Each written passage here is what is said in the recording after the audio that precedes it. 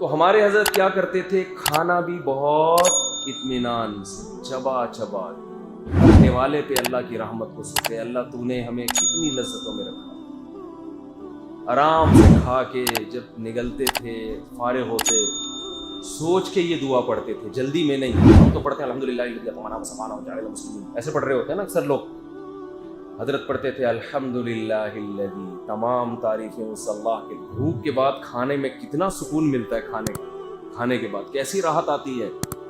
الحمدللہ الذی، تمام تعریفیں اس اللہ کے لیے، بھائی ویڈیو نہیں بناؤ، اللہ کے لیے ہیں، اطعمنا، جس نے ہمیں کھلایا۔ انگریز کھائے گا ڈکار مار کے نکل جائے، زیادہ زیادہ تھینک یو اس کو کہہ دے گا جس نے برگر اس کو دیا ہے، وہ بھی فری میں نہیں، پیسوں میں دیا ہے، تھینک یو ویری مچ، بس۔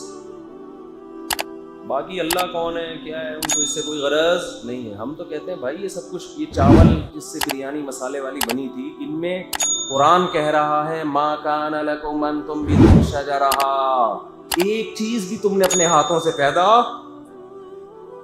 نہیں کی، ایک چیز بھی نہیں، کوئی ایک چیز بھی ایسی نہیں ہے جو کسی کارخانے میں پیدا ہو رہی ہو۔ شکلیں تبدیل ہو رہی ہیں کارخانوں میں، پیدا نہیں ہو رہی۔ مسالے دار کمپنی وہ بہت سے مسالے جمع کر کے پیس کے بنا دے گی، وہ پیدا کس نے کی ہے؟ اللہ پیدا کر رہا ہے۔ ایک ایک چیز ما کان لکم، تمہارے بس میں ہی نہیں ہے، طاقت ہی نہیں ہے کہ تم اپنے ہاتھ سے ایک درخت بھی پیدا کر کے دکھا دو۔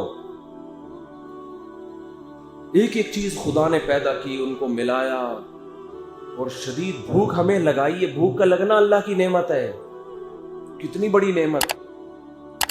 آپ کے بحریہ ٹاؤن میں 10 پلاٹ ہوں لیکن آپ کو بھوک لگنا ختم ہو جائے، اور کوئی کہے کہ یہ 10 میرے حوالے کر دے تو بھوک لگے گی، دو گے کہ نہیں دو گے؟ سب کچھ بیچ دو گے آپ، یار بھوک کی نعمت چاہیے۔ یہ کروڑوں کی جائیدادیں جن پہ ہم فخر کرتے ہیں، یہ اللہ کی جو وہ نعمتیں جو ہماری فطرت کا حصہ ہیں، ان کے مقابلے میں ان کی اوقات 2 ٹکے کی بھی نہیں ہے۔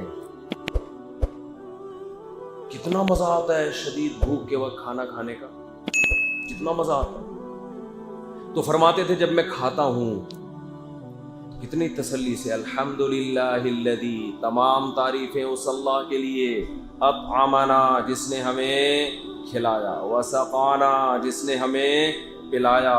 کھانا پینا ساتھ ہی ہے۔ یہ جو کہتے ہیں نا کھانے کے بعد پانی نہ پیو، یہ کوئی سنت عمل نہیں ہے، اس دعا سے بھی پتہ چلتا ہے، اور کھانے کے بعد ہی پانی کا مزہ ہے، لیکن یہ اس صورت میں ہے کہ کھایا سنت کے مطابق۔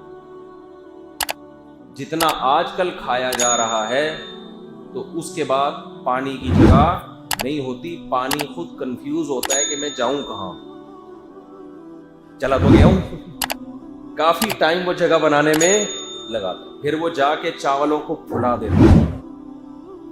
چاول کہتے ہیں بڑی مشکل سے ہماری جگہ بنی تھی، اب اس نے آ کے ہمیں اور پھلا دیا ہے، تو اب وہ ظاہر ہے پھر وہ دائیں بائیں کھانچوں میں جا کے سڑے گا، پھر وہ جب سڑے گا تو پھٹے گا ایک دن۔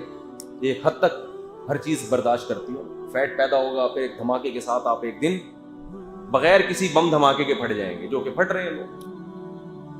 حدیث میں آتا ہے پیٹ کے 3 حصے کرو، ایک حصہ ہوا کے لیے چھوڑو، سانس بھی لو، اتنا کھاؤ کہ تمیز سے سانس لے سکو، اور ایک حصہ پانی کے لیے چھوڑو، تو پھر ہے کھانے کے۔ لیکن آج کل جس اسٹائل سے کھایا جا رہا ہے تو پھر کھانے کے بعد پانی نہیں پینا چاہیے، اس نعمت سے لوگ محروم ہو جاتے ہیں، اور محروم ہونا چاہیے کیونکہ اتنا پھوڑ رہے ہیں۔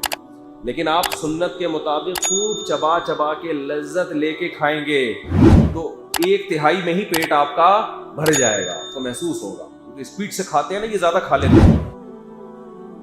دعا پڑھتے تھے اس جس اللہ نے ہمیں کھلایا، ہمیں پلایا، وجعلنا مسلمین، اور سب سے مزیدار کام ہمیں مسلم بنایا۔ غیر مسلم ہوتے تو کھا کے اللہ کا ایسا شکر ادا نہیں کرتے، کھاتے اور ڈکار مار کے سو جاتے پوستیوں کی طرح، نہ فجر کی نماز، نہ ظہر کی نماز، نہ اللہ کا نام، نہ آخر میں اللہ کی حمد و ثنا۔ خدا کی قسم، جن کے دل میں اللہ کی ذرا سی معرفت ہے انہیں بھوک کے وقت کھانا کھانے میں وہ مزہ نہیں آتا جو کھانے کے بعد یہ دعا پڑھنے میں مزہ آتا ہے۔ یہ دعا میں زیادہ مزہ رکھا ہے اللہ نے، اور یہ مزہ صرف مسلمانوں کے لیے، ایمان والوں کے لیے۔ جو غیرت مند ہوتا ہے نا اس کو شکر ادا کرنے کا مزہ کھانے سے زیادہ آتا ہے، اور اسے پتا ہے کہ یہ نعمتیں ملیں اور شکر کی توفیق نہ ملے، اس سے بہتر ہے کہ یہ نعمتیں نہ ملتی۔